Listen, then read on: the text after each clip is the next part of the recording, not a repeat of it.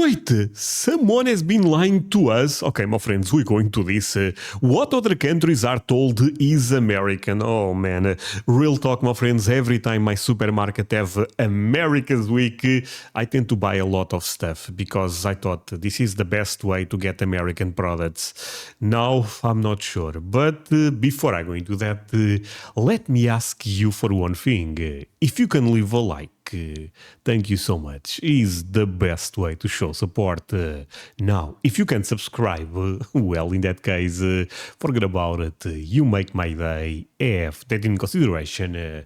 Link for the original video in my description, and let's play it. Hello, friends. My name is JJ. So let me show you a photo that one of my European friends sent me the other day. It's of the American food section of his local supermarket. I forget what country, but Oh, that country could be my country, my friends. I swear, I saw that banner on my store. Taste of America sounds amazing, right? I'm so happy every time I see this with the Statue of Liberty. Oh man, are those products not coming in America? Is this where the video is going? I've been to Europe enough times to know that sections like this are common all over the continent. Even though the resolution isn't that great, if you're from America, I'm sure you can make out a few products. We got Goldfish, Airheads, Pop-Tarts, A1 sauce, gluten-free hazelnut coffee mate. Now the question... Okay, but all of those sound amazing. I love Pop-Tarts. My friends, Americans eat Pop-Tarts very often, right? Or is this some type of stereotype I have? Would be whether this is actually an accurate portrayal of American food or simply a heavily exoticized one. Man. Exoticism is a term used to describe the tendency of thinking of foreign cultures only in terms of how they differ from your own. This then leads to the habit of wrongly assuming that the weirder some foreign thing is, the more culturally traditional it must surely be. So in this case, obviously Americans don't actually eat things like Oreo cereal or spreadable marshmallow fluff, all that. Wait, I bought this the other day because you guys told me I had to try the fluffer nutter or something. To be fair, I thought the PBJ was much better than that. But I've been eating this since the jar was so big and... Oh, okay. What the hell am I watching? Americans don't actually eat things like Oreo cereal or spreadable marshmallow fluff all that much, but they're nevertheless marketed as being super American because such products fit a certain European stereotype of Americans as a people who eat all of this decadent, high sugar nonsense. That's I mean, I like it. Said, Americans are of course just as guilty of doing this as anyone. Many supermarkets over here have the so-called world food section, featuring imported products from other countries, often presented in some equally exoticized display. Ooh, Huto. Exoticizing goes hand in hand with the other phenomenon we talked about the other week, faux-authenticity. This is basically when you use a bunch of stereotypes of some foreign place to come up with a product or tradition that you then inaccurately present as being some normal part of their culture. Chinese...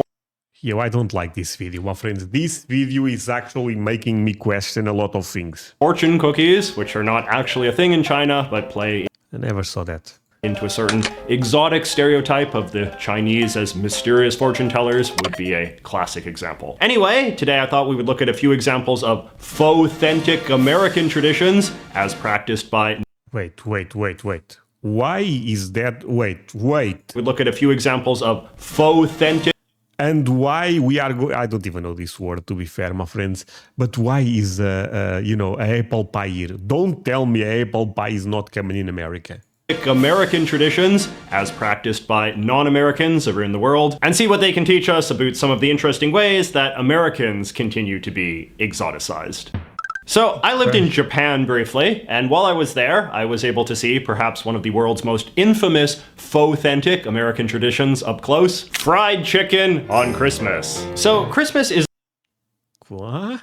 a pretty weird holiday for the Japanese to be celebrating in the first place, given it is not remotely a Christian country. But they do, and in a mostly superficial way that focuses on things like decorations and foods above even things like family or presents. And a lot of this superficiality, in turn, is heavily filtered through assumptions of what Americans do. And apparently the Japanese have been convinced that eating fried chicken, especially KFC fried chicken, is the traditional American thing. What? Traditional at Christmas? Well, to be fair, fried chicken is very popular in America. I mean, not just KFC, even though KFC may be the biggest one in Europe by far. But in Christmas, really? At When you're in Christmas? Japan around Christmas time, you will see big ads for special fried chicken Christmas combo deals all over the place. And a lot of Japanese kids will look forward to having a big KFC feast on December 25th. This authentic tradition was supposedly the idea of just one man, Takashi Okawara, who ran the first Japanese KFC franchise and claims to have made up the Christmas thing as a marketing gimmick in the 1970s. And after a few A genius. years, KFC for Christmas starts to get popular in Japan. And NHK, which is a national broadcaster, comes in to interview Mr. Okawara, and they want to know if KFC is an American Christmas tradition. You are selling Kentucky Fried Chicken so well in Christmas. And is there common custom in overseas? And I would, I know that there people are not eating chicken, they're eating turkey. But I said, yes, it was lie. But This guy is awesome.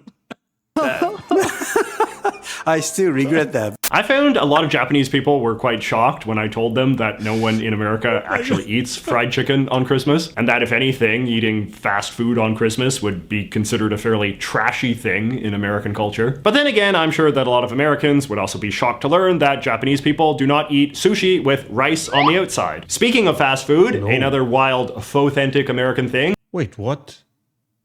My friends, I love sushi. What the hell? Wait, is the okay? We may have to fact check this video after all. With rice on the outside. What? Speaking of fast food, European sushi also looks like that, by the way. another wild, authentic American thing I have experienced firsthand on my travels is the Dutch practice of eating what they call American-style sauce on their French fries. You can buy it at places like McDonald's or in big bottles at the store. My friends, I buy that sauce every time I go to McDonald's. Every time. I love the American sauce. Or it's not that bad. I would describe it as basically what you would get if you put mayonnaise and relish together in the blender. And even weirder Dutch food, however, is what they call filet Americain or American préparé in Belgium, Okay, that I never saw. which is a kind of pate made of raw ground beef and often eaten on toast or crackers. There are a lot of theories about how this weird and possibly dangerous dish became associated with Americans, but when I was there, people told me it was because during the war, there had become this stereotype that American soldiers all ate their steaks super rare, and then the Dutch beef industry just kind of ran with that. That is almost certainly an apocryphal story, but hey, apocryphal stories are one of the key foundations upon which authentic traditions are built. In the comment section of my original authentic video, a bunch of my non-American friends had some fun examples of their own of various head-scratching things they've seen marketed as being American style in their own countries. For example, some of my British viewers noted that British supermarkets sometimes sell supposed American style hot dogs in Oh yeah, those are everywhere here also, my friends. Okay, I have to relax because I'm realizing probably this is not American. But I get excited to share with you what I buy believing is American. Okay, this video is this was a bad idea of a video. But basically, yes, it's hot dogs in a jar and says American style hot dog. I always buy those because, you know, American power and stuff like that. jars of brine. Load up on that big stateside flavor, proclaims this ad. But if This is hot dogs coming in. in jars of brine are too weird for you, they do also sell them in cans of brine as well. Yeah, Hot from dogs time are, to of course, time. one of the great exoticized symbols of American cuisine in much of the world, and as a result, slapping hot Wait, but there isn't... okay, but... okay, wait. But how do you guys sell hot dogs in America? exoticized symbols of American cuisine in much of the world, and as a result, slapping hot dogs on something is always a surefire way to market it as being American style. And I For buy it all example, the in a time. lot of places, pizzas with hot dogs on them are presented as being American style pizzas. Either sliced up hot dogs, as in this German pizza, Okay, this is too weird. This is too weird, my friends. I never saw this. Pizza or entire wieners, as in this one from South Korea. In Italy, meanwhile, a American pizza is apparently one with bits of hot dog and French fries. In Brazil, they sell allegedly California-style pizza with pineapple, figs, plums, and those bright red cherries they sell in cans.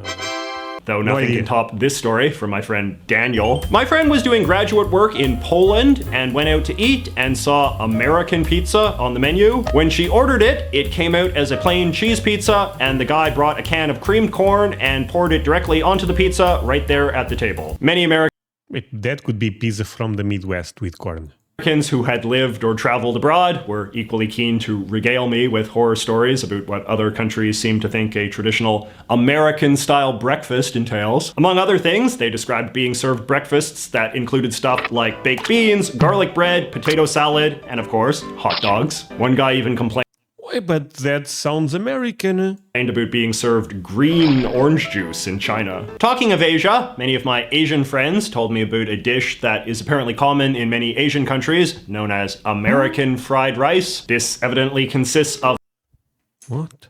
in many Asian countries, known as American fried Okay, this one I'm not aware.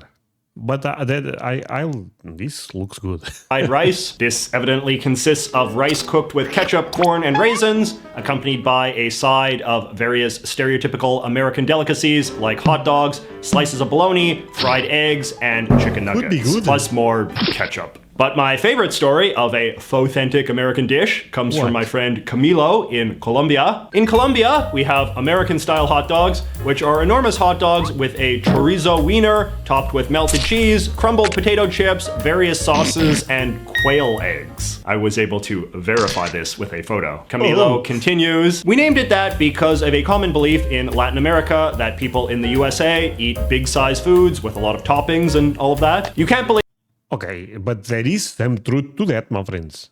how disappointed I was when I tried an actual hot dog in the USA. All right, now let us do a Really? lightning round of a few other much beloved, allegedly American foods from around the world. Amerikaners, which are German cookies with black and white icing. The similar Never but saw them. distinct American cakes that the Poles make, which are these little doughy lumps with No frosted idea. undersides. An American sandwich, or a pan American, which is some sort of beef and french fry sandwich that they sell in France. American salad, which is a kind of mayonnaise and carrot salad sold in Spain. And American dressing, a creamy sauce that the Swedes eat that's made of pickles, mayonnaise, and hot sauce and sold in tubes. Now available in bacon flavor. But faux-authentic Americana is not just limited to food, of course. A number of my foreign friends were eager to inform me that these things, which I guess we would call red solo cups, are a subject of considerable fascination in other parts of the world where they They are. It's kind of crazy. Oh, man. See, my friends, I went to... So you can find those in almost every supermarket here. And so you have the white cups and the red cups. I don't remember the price exactly, but let's say the white ones are $2. The red ones are like $5, and people buy the red ones. We are so dumb. are often sold as We pay more because it says American and it's red. glamorous American party cups. I love Honestly, it's exactly the way it's presented also. where they are often sold as glamorous American party cups.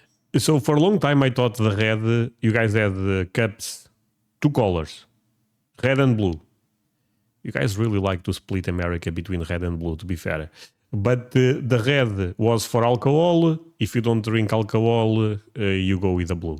But I guess that's a lie, right? I love this copy from this British online store. Everything about these disposable red American party cups says party. Whether you're planning a barbecue or a wild night of beer pong and American pop music, these red party cups are the perfect disposable option. Instantly recognizable from a number of American films, such as the American Pie series the and American Scott Pie. Pilgrim vs. the World, these disposable cups are durable enough for even the wildest of parties. In Brazil, You know what? I feel a bit embarrassed as a European because we fell for that actually.